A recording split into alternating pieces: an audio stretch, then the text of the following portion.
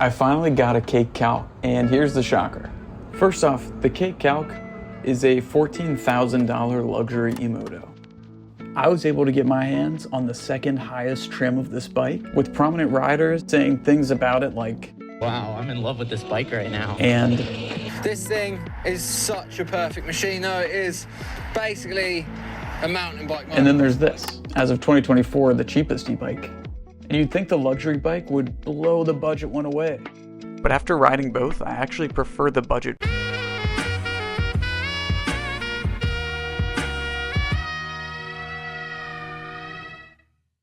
Alright, so I'm sitting on the Cake right now. This is the Cake, and it has the Ink body kit. And they also put off-road, these are the race tires, or the race wheels they put on these with the on-road rims and with the Öhlins premium suspension. So this is a top-of-the-line model, even by Cake's own standards. Let's ride this thing. Let's take it around the block and talk about what it does well. So the first thing this bike does really well is the tune that it comes with out of the box. We've got ride mode 1, 2, and 3. Where 3 is the Ripper, 1 is the Eco, and we have brake modes. I think this is really cool. Brake modes, freewheel, 2-stroke, and 4-stroke, which have regenerative braking. It won't kick on until, and this is just to protect the motor, it won't kick on until I use the throttle. Mode 1, Eco, does what you expect it to. Mode 3, depending on the bike you get, will get you up to 56 miles an hour with a lot of pep, or 60 miles an hour. I believe this one gets up to 60 because of the trim of it. Let's hop on a main road here.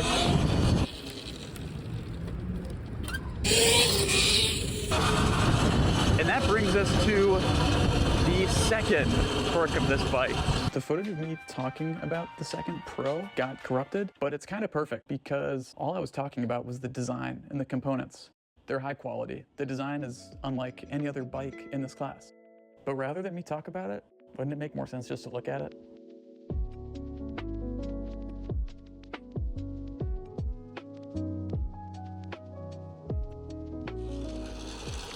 And that brings us to the third pro of this bike, which is that it feels so light. It's more similar to an Ultra B than it is a Light B in size. So when I'm talking about how light this thing feels, it doesn't feel as light as a Sur-Ron. But for what it is, it does feel lighter than the Ultra B. And the other thing I noticed too is it's really, really well balanced. The way everything is seated in this bike makes it super easy, unlike any bike I've ever ridden, to ride at a low speed, and the bike just wants to stay upright.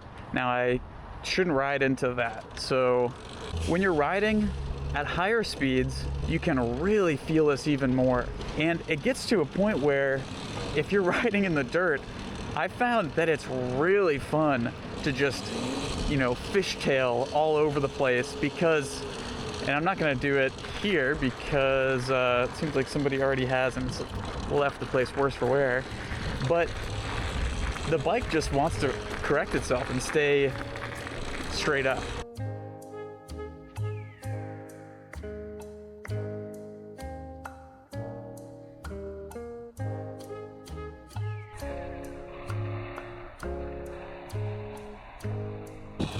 With some more runway, I could wheel this thing a lot further, so I have to try that. Maybe in the next video. But wheeling this thing's insane with brake mode too. I'm not gonna lie, I was a little bit worried about wheeling for you guys because this back brake has a lot of play right now.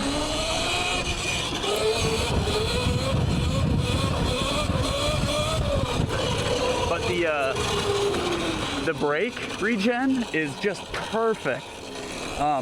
If you ever heard of one pedal driving, it's this new thing that's being introduced in electric cars where the regen is so strong that you never really need to use the brake. You can just